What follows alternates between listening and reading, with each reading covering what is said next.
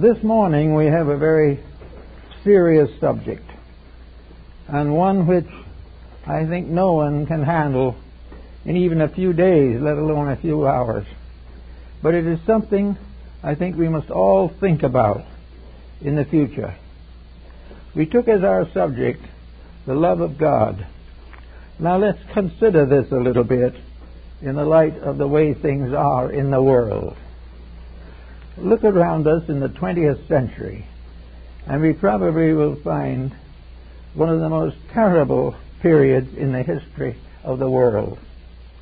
There were others that were bad, but the resources involved were not adequate as they are now. Old wars were not plagued with nuclear weapons or microbic gases and so forth. They were not troubled with aeroplanes and all kinds of devices for terrifying and injuring people. So we have hung up a record. The 20th century is probably the most barbarous century in the history of the world. Now we look back and we see the Greeks fighting the Romans and all that type of thing, or we consider the Crusades and we begin to feel a little more comfortable. Perhaps we are growing a little. But when we go back and get all the statistics, we're not growing much.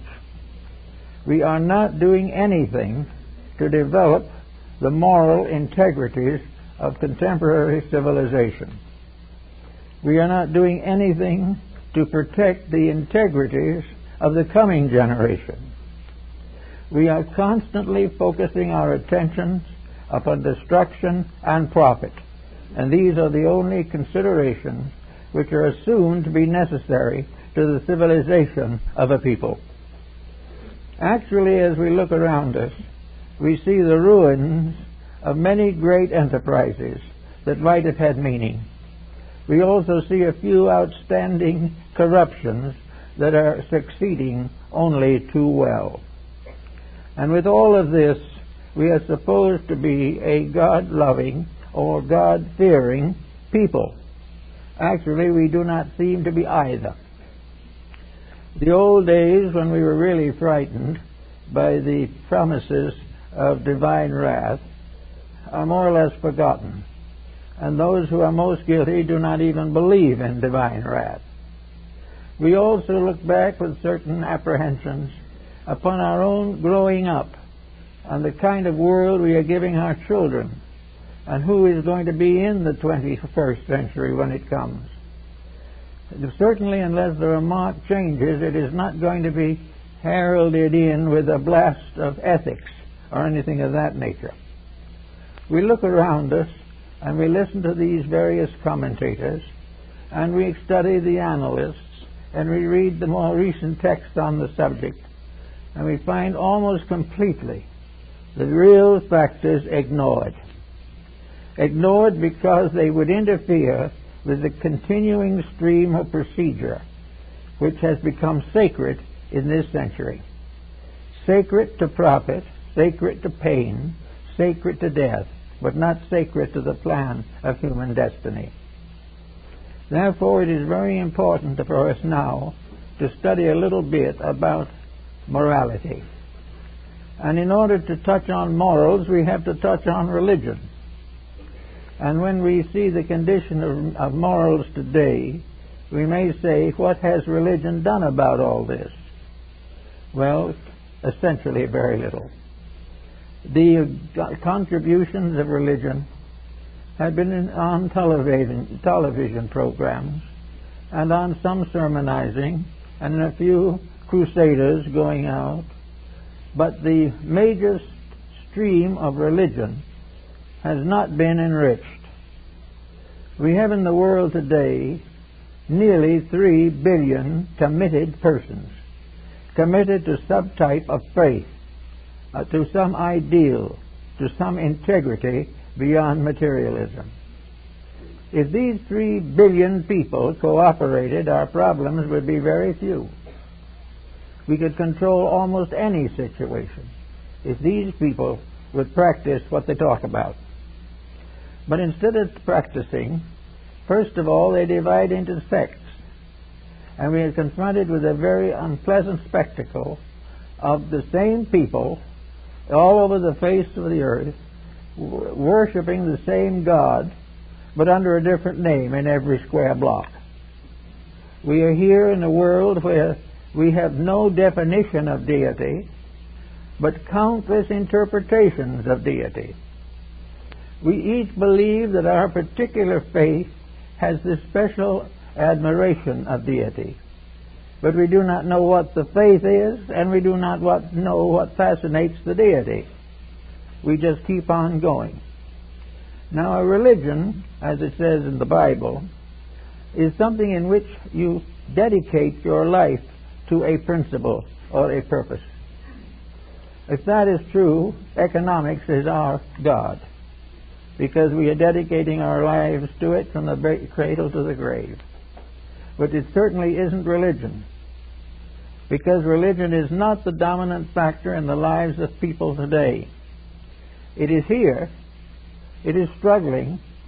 It is being interpreted, misinterpreted, and corrupted, but it is not leading the public. It is not doing the things that a religion is supposed to do, opening the doors of the future for a better way of life. It should carry with it integrities, justice, and mercy, the forgiveness of sin, the arbitrations of war. All of these things should be part of religion, and not any of them has been successful in assuming or affirming this fact. We have peoples of two different religions at war with each other without really knowing what they are fighting for. We have great masses of people who have been for years deprived of all religions, breaking through the shells of materialism to seek again a godly way of life. And when they find it, what will they have? What they had before. A life that did not lead them into truth before will not lead them into truth again. If we are going to move from materialism to religion, we're going to have to do something with the religion also. We're going to have to make it applicable to the needs and problems of human beings. Religion is probably the highest and deepest of all of the dedications of humanity. It is more widely diffused than any other single factor. Yet very little is done in the name of it to solve the problems of life. We have money to buy new planes to carry atomic bombs. We can spend billions on armament.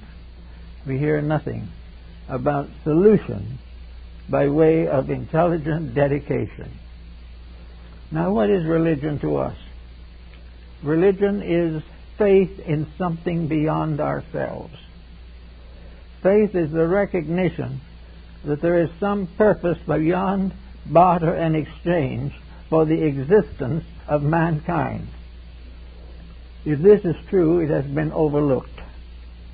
We are now living in a completely secular world with a few religious trimmings. We have a number of beautiful churches. We have some magnificent old cathedrals from the days gone by. We have the ruins of the temples of 100 gods. But these various remains of the past are not casting a long shadow upon our present activities. Where is religion going to come from? Where should we expect to find it? There has been very little record of direct contact with the divine power. Such records as we have are mostly contained in the scriptural writings of mankind. From these writings we gain a certain pragmatic understanding of certain of the forces of nature. But most of these scriptures are based upon cause and effect and upon daily experience in living. Scriptures are the long record of human experience struggling with the problems of existence. But we do not at the present time have anything to consider as adequate to our need. We can go to church, and probably those who do should. Maybe those who do not should also. But when we leave church, do we leave it a better person? Do we go to church on Sunday morning convinced of the fact that we're going to renew a friendship that was lost before Sunday night? Are we going to do something in the name of faith to prove that we have some? Or are we going to go home and turn on the television and wait for the next Sunday for another brief exchange with secular matters? We are not doing anything in particular. Now, why are we not doing anything in particular? Because apparently from the beginning it was assumed there wasn't much to do. In other words, no one really believed that people were going to change to the degree that we hope they will change. They've taken it for advantage and for granted that the materialist can go to church, but he'll still be a materialist. And the theist goes to church and he will still foreclose a mortgage on the widows and the fatherless. There is no way, apparently, in which we can expect religion to compete with business, with the hard problems of profit, of that last dollar we can get out of somebody. And yet here we are, a civilization that has been building and working for thousands of years to create a better way of life. We come to the most advanced century in the history of that world, and we're not getting a better way of life. Why is it impossible, apparently, for the individual to live up to the basic moralities which he affirms in his faiths? There are at least 7 major religions in the world today. 5 of them are really big, and the other 2 are moderate. But each of these has exactly the same teaching. They call it something else. They don't call God God, they call God Allah or Brahma. But they're talking about precisely the same thing. And they're talking about it to the degree that this God, under another name, teaches the same morality, the same ethics, the same idealism. It warns of trouble resulting from mistakes. It warns the follower to avoid sin. It warns the world to avoid materialism. These things have been going on for a long time. The world is full of people who have acknowledged or do acknowledge the reality of a spiritual reality above materialism. And yet, nothing happens. The young are on narcotics. All of the others are doing everything possible to accumulate a few dollars to leave behind for their descendants to argue over. Why is this? Why do we have today a civilization advanced in everything except learning how to live well? Not only not learning how to live well, but not even learning how to die well. Nothing seems to be happening to touch the inner life of the individual. Everything is on the outside. He has his Phi Beta key, but he's in jail for smuggling. He has all kinds of gifts and accomplishments. He has a good education and a terrible marriage. He also has a family of very well-educated people, and most of the children are on pot. Why is this way? Why do we call this progress? Well, it's the only thing we have that looks different from the rest, so we call it progress. But it is nothing but bad matters getting worse. So what do we do about all this? We have to go back again to what we're talking about, God. Now, God to the average person is a very abstruse and abstract and very subtle factor in our existence. Many people have heard about it from their ancestors. Some have heard about it from a television evangelist. Most of those who have contacted it are leery because of the economic pressures that are now being passed off as religion. So we have no real sources for faith. And we have no real contemporary institutions. Now, supposing we consider these church seminaries that we do have. Those seminaries have been here for a long time. Are they doing something? Have they made a step forward? Or as seminarians, have they simply graduated a few more preachers? I was in Chicago at one time when one of the great football games was being played. This game was between a parochial college and a secular college. It was a tremendous fight. I was in the same hotel with the parochial crew or team and all of its assistants. In the course of the 3 or 4 days they were there, they got a bill from the hotel. The kids got a bill from the hotel for over $300,000 worth of damage. And on the Sunday morning, several of them were arrested on a raid when they were filching boxes of cigars from the lobby. This was education, and it's still going that way. What is wrong? Why do we not learn something from the past? Why do we not at least learn something from our own ancestors back 2 or 3 generations, who were more worthwhile in most cases than we are today? They might not have been so brilliant. They may have had to work hard with their hands. They may have had to raise their children in the country on farms. But there was still in them a certain humanity which is gradually disappearing. Humanity now is a covering. It is a case that you put on, but underneath it there's no real humanity. Because humanity is reaching out to help those who need. Humanity is sparing lives and not taking them. Humanity is giving opportunity, not destroying it. And humanity is to make the best use of resources, not waste them on vicious and destructive things. So we need to get a new understanding of God. We've got to get a God that gets out of all these buildings and gets into us where it belongs. Each of us lives because of a divine spark within us. We were born with this spark, and no matter what we do, it will be there till we die. But for the most part, it will not waken during our lifetime. It will remain as it was, a potential of humanity. Now we have this problem in very sure and certain faces today. We have got to do something to find the way to the development of a different form of faith for the 21st century, or we'll be nowhere at all. One thing that may happen that could help would be the gradual breaking down of sectarian boundaries. But even these will die hard. The individual is proud of his orthodoxy rather than of his ethics. He is very happy to belong to a certain thing and glad that he doesn't belong to something else. All of this is foolishness. All of this is part of an old superstition that should have died in the 15th century, along with the various inquisitions that disfigured that period. What we want now to recognize is a way of changing our approach to religion.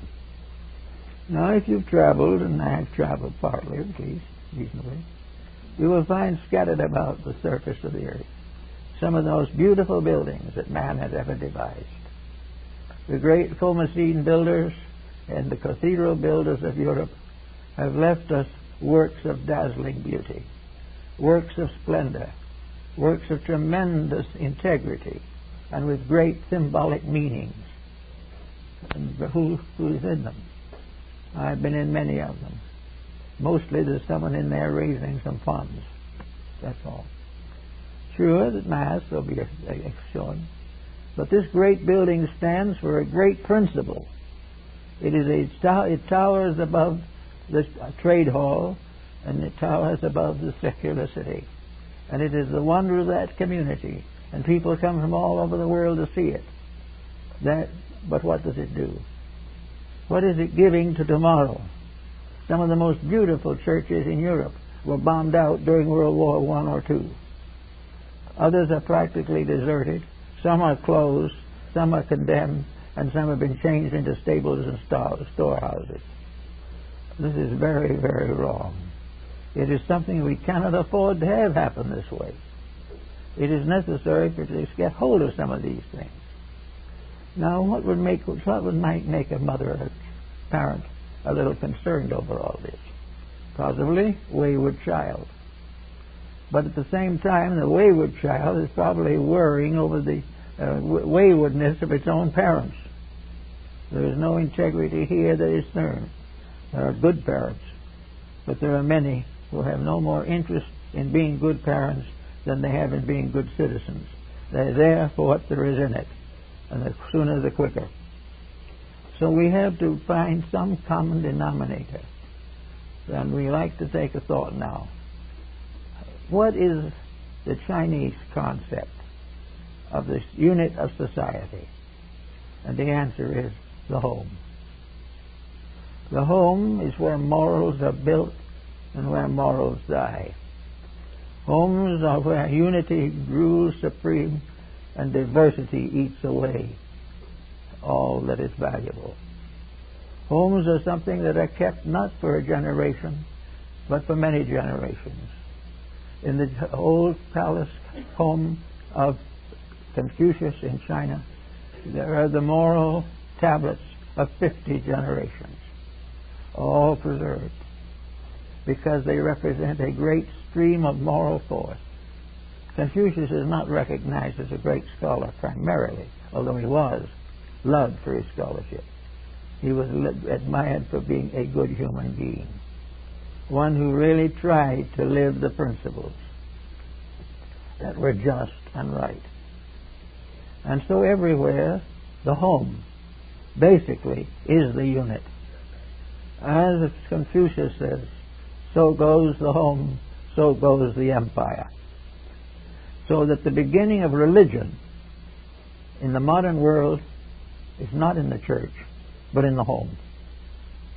If it's not in the home, no church can make up the difference. Nothing can meet the vacancy left by a faithless family. It is something that belongs to a world bigger than ours. It is the right of every child who comes into this world to know the comfort, the security, the consolation of faith. Without this, what does he have? What can he do? He can go out into a world of shysterism and sink with it. Or he can try to behave and be a martyr for those who do not understand him. So the beginning is of the home. And where then does the teaching come from? The parents, the grandparents, the great-grandparents, and remotely from the Son of Heaven himself. Actually, therefore, the parental pattern is probably the most perfect pattern of religion. It is not something that is simply creedal. And as time goes on, creedalism will probably diminish. We now use keeping creeds alive when they do nothing but kill each other. Therefore, there will probably be greater and greater personal emphasis upon the religious content in daily life. We can expect the 21st century, therefore, to emphasize the importance of the home and of the family as a source of unity and strength. We know that Mencius followed this same idea, and that the mother of Mencius, to protect him, made several moves and changes in her life pattern just to make sure that the boy was always in the presence of the best. The proper thing for us to think perhaps a little about, instead of what reform school to put these children in, to get hold of them and give them the light and truth that they need. I know some parents who have tried it, and it has worked wonders. And it produced one or two miracles. It converted a few parents, which was something in itself. That they should decide, as they made better children, they would become better selves. And then our whole problem of religion. God is therefore another name for the integrity of life.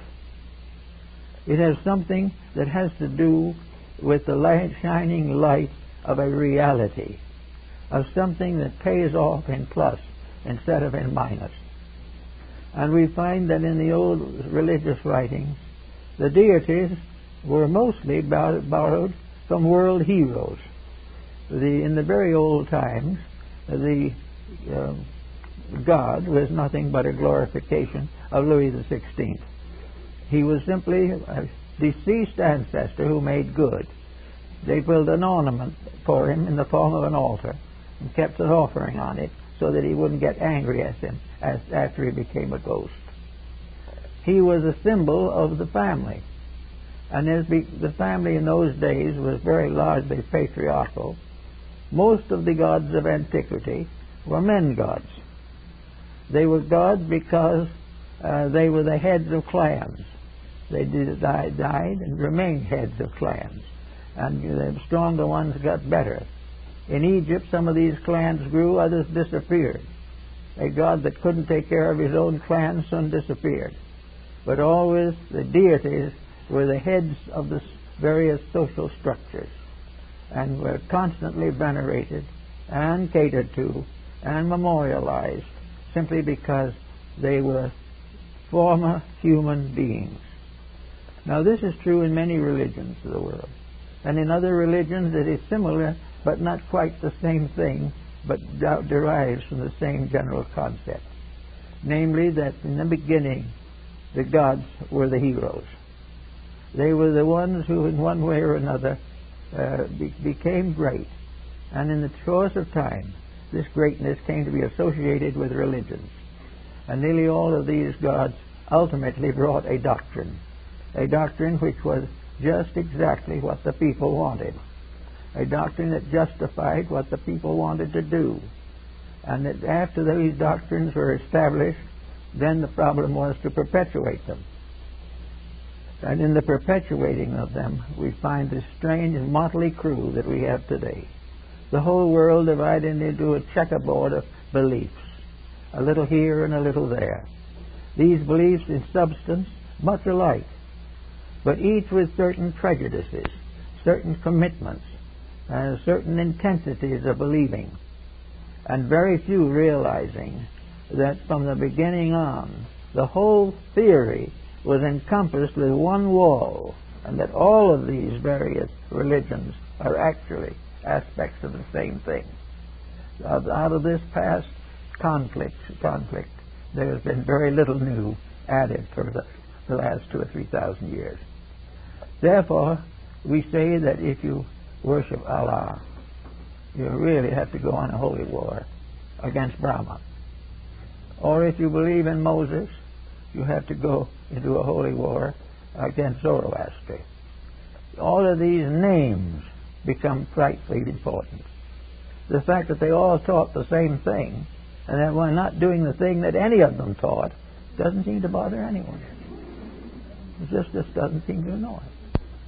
Zoroaster died with an assassin's dagger in his back. Muhammad was poisoned. These things happen to all these teachers. But for some mysterious reason that is hard to explain, names make differences when names are only problems in language. Therefore, 90% of the names given to deities interchangeably now are derived from language roots. The same thing in the familiar language of a people. Instead of talking about the 72 gods, we are talking about the 72 names of one God. It's rather important to discover this, because if we do this, we will begin to recognize the possibility that we can outgrow religious provincialism, that we can get over this blessed problem of how to remain noble and belong to the church. Actually, it doesn't make much difference which one of the churches you belong to. It's very difficult for the average person to remain noble in any of them, because he does not bring them into his life. There is something out there on Sundays, but they're not something that's there when he finds he can add a few dollars dishonestly to something he is selling or buying. This is the problem we have to figure. But always considering the fact that the deity is a family, that the various aspects of the family's beliefs are in the names of these various religious deities. We can say to ourselves, if they're all the same except for the names, why do we make so much difference out of them? Well, we make difference out of them because it is profitable. It is very profitable. It helps somebody to get an extra dime. It does something to get hold of something better from one person and take it away and give it to someone else. These differences of names have no essential for you. But if you say honesty and list all the individuals who are honest, the names don't amount to anything. But if you pay no attention to honesty and list them all, most of them will be dishonest. It's one of these problems that we all face and we have to face every day. So, here's a thought. Supposing we do what some have thought would be a nice idea. Restore the idea of the home as family. If we do that, then love of God becomes a restatement of love of parent. If a parent deserves love and gets it, this is religion. If a parent is sincere and honorable and brings up children properly, that person is pious. That person is really spiritual. That person is living the life of improvement. All of the trimmings, all of the associations, all of the big buildings are not much of it. Much of it is, are we taking care of these people as God intended us to? Are we true to the things that are real? Are we true to the values that we must live by if we expect to live at all? Now, as we notice also, the majority of these ancient deities, practically all of them, are male. Why? Because male was the hero. And there were many justifications. It's not just arrogance. The male had to be the protector.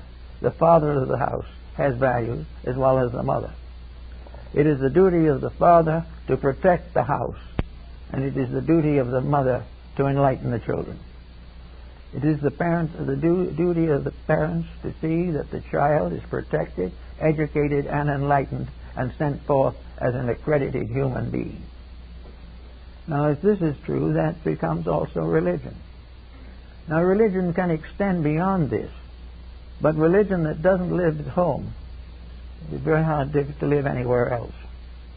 A religion that does not make the average family forget its feuds and differences, stop arguing over which sect they've married into or married out of. Let us forget all of this type of thing. Let us forget also that old agnostic uncle or whoever he may be. Anything. The problem is that the unit of life for the future has to be created by the individual himself. The idea that we're going to pass laws that are going to make us honest isn't going to happen. The fact that we're going to get all enlightened at once is very doubtful. The fact that we are going to depend on politics and economics and business ethics to get things straightened out is still more remote. They've got a lot to work on now and haven't even made a start. Therefore, we have to go back to the simple fact. This world is made up entirely, in human terms, of families. It is made up of families of many colors, varieties, and languages, and faiths, but families. And each family is an autonomy in itself.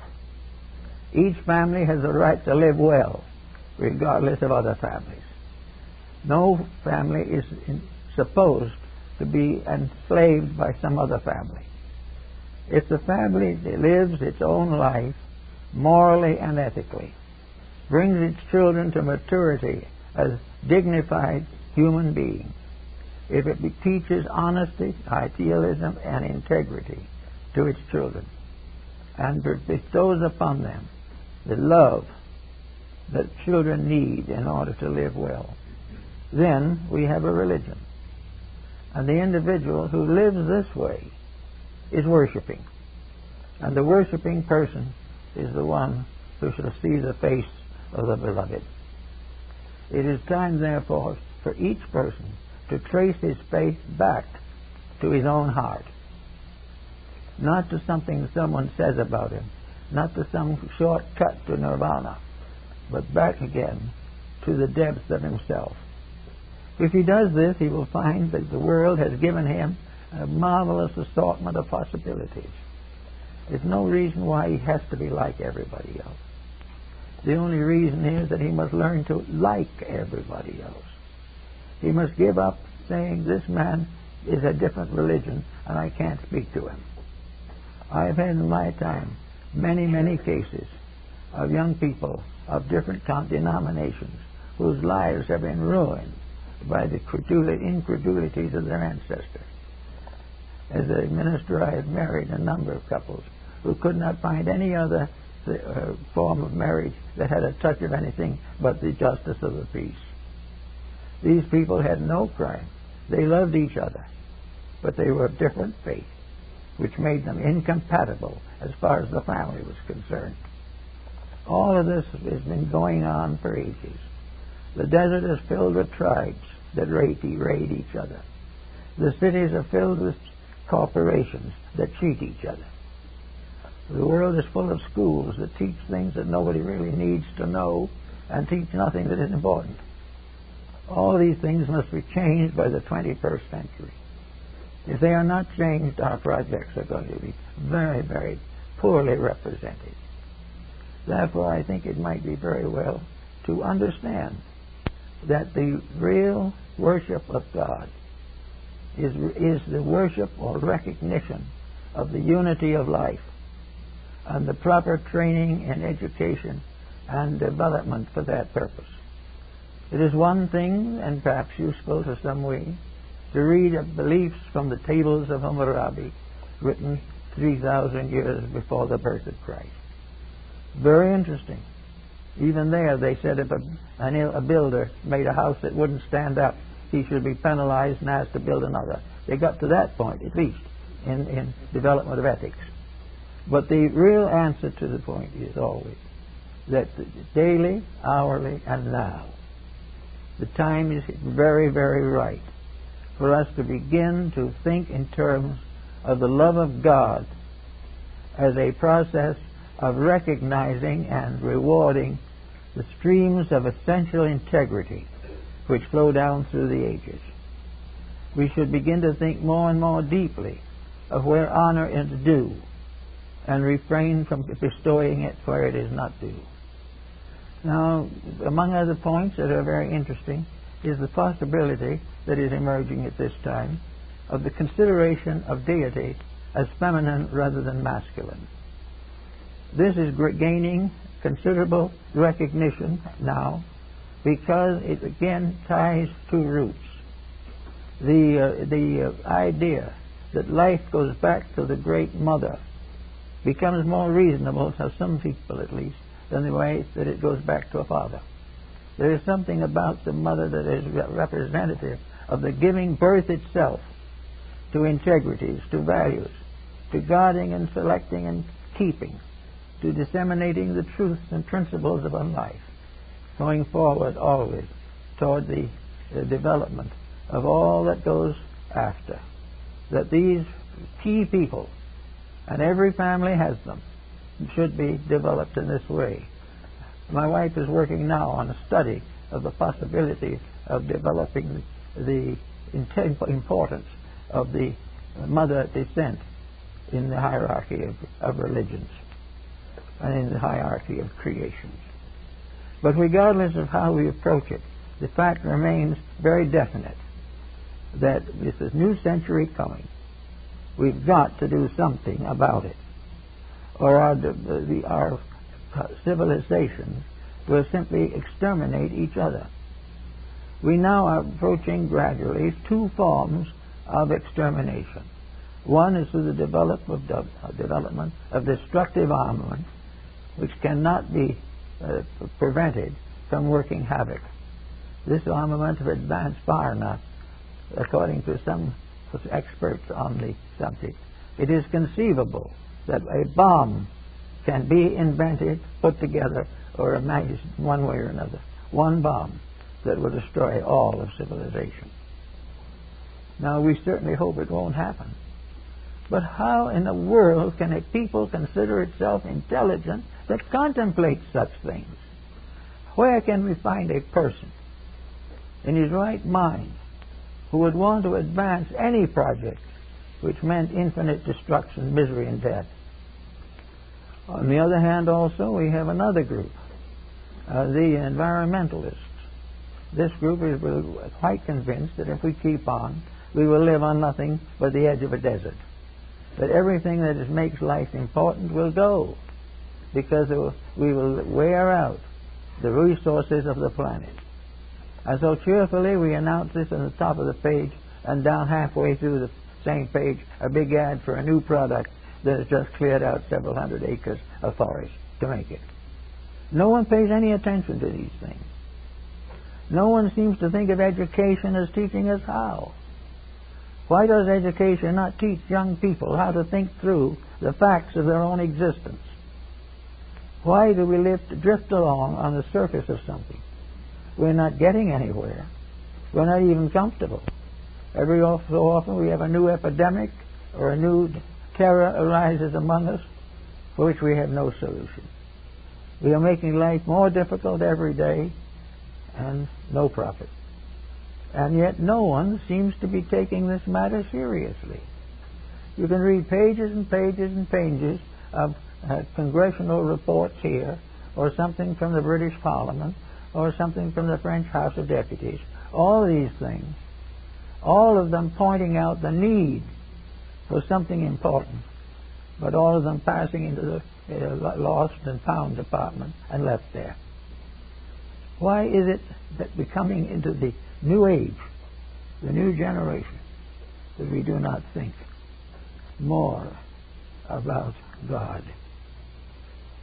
Why do we not realize that we are in the midst of an infinite intelligence, infinitely diversified throughout infinite time and infinite space? The nature of this we do not understand and may never understand. But through its symbolisms, we begin to understand the reason for existence, the reason to make our existence better, and to realize that the power of this eternal principle is passed on generation after generation through the families, nations, and races that inhabit the planet. That we are here in the presence of tremendous opportunities, tremendous values, infinite responsibilities, but we are here to do something besides watch television after 10 o'clock at night. We are here to do something with life. We are perfectly entitled to have an occasional baseball game if we want it, but we also have the right and proper to do a little serious thinking once in a while. We are all the worse for not thinking, every one of us, and yet we do not desire to think, because think, as one man told me, would ruin his life. If he thought, he couldn't do what he pleased. As long as he doesn't think, he can make the mistakes that he enjoys. Of course, he doesn't think what the final mistake is going to do to him, and it always does. There is no one that gets away with any of this, and yet in youth they think they can. It's like the individual with the present problem of narcotics. Here is a world of crime serviced by many nations and by persons of every age to help to kill off humanity. Is this the best we can do? Is this the reason why we have had great opportunities? Is this why we have been given wisdom? We have been given understanding and insight? Is it all in order that we can simply eat ourselves to death or drink ourselves into a coma? Why do we have to think it this way? Why not face into it really the way it is and admit that if we're going to make the next century any better than this century was, we're going to have to do something about it that's worth doing, or it never will be. We cannot continue the way we are at the present time. We've got to go on to a higher level. And as the book says, it's got to begin with me. It has to begin with us. It has to begin with a parent who is perfectly willing to let the child go out anytime and anywhere. It's got to go out and do as it pleases, because if it fusses, it'll annoy the parent. In our day, parents weren't annoyed that way. they had a rather quick way of annoying the child instead. And the child generally stayed annoyed for a few hours, and maybe be several days before it would try another experiment. Here, no one bothers, because it gives the parent a headache. They would tell the child to go out and do as it pleases, and they'll settle back with a couple of aspirin tablets. This is the way things are going. Why? Because for one reason, the world is being made more and more unattractive to thoughtful people. The world is no longer a great source of inspiration, a great source of hope.